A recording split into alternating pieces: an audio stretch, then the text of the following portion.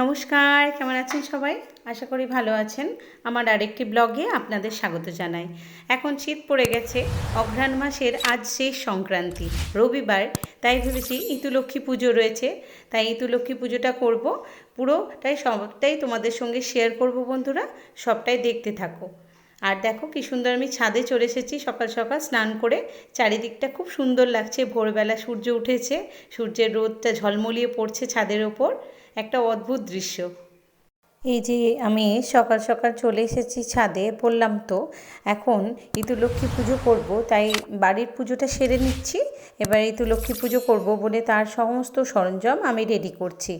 আর এই যে মেয়েও এসেছে সঙ্গে, আমি আর ও মিলেই পুজোটা করব, আমাদের ঘট প্রতিষ্ঠা করব।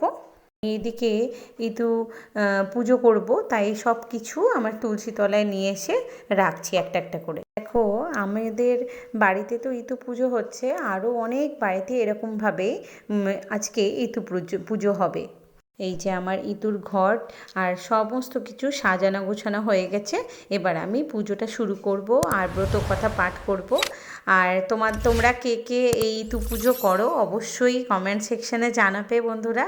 হ্যাঁ, আর কিভাবে সব পুজো করো, তোমাদের কি কি নিয়ম রয়েছে সব জানাবে। এই যে আমার পুজো প্রায় হয়ে গেল, এবার পুজো হয়ে যাচ্ছে, এবার পুজোটা করে নিচে চলে যাবে। এটা আবার সূর্য অস্ত যাওয়ার আগে তুলে নিতে হয়।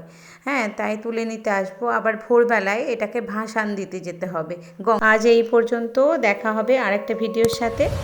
আর আমার ভিডিওটা কেমন লাগলো অবশ্যই জানাবে, লাইক শেয়ার কমেন্টের মাধ্যমে। আমার চ্যানেলটাকে সাবস্ক্রাইব করে অল নোটিফিকেশান অন করে দেবে, যাতে কোনো ভিডিও আপলোডের সঙ্গে সঙ্গে তোমার কাছে পৌঁছে যায়। আর ইউটিউব থেকে ফেসবুক থেকে দেখে থাকলে অবশ্যই প্রোফাইলটাকে ফলো করে দিও। নমস্কার।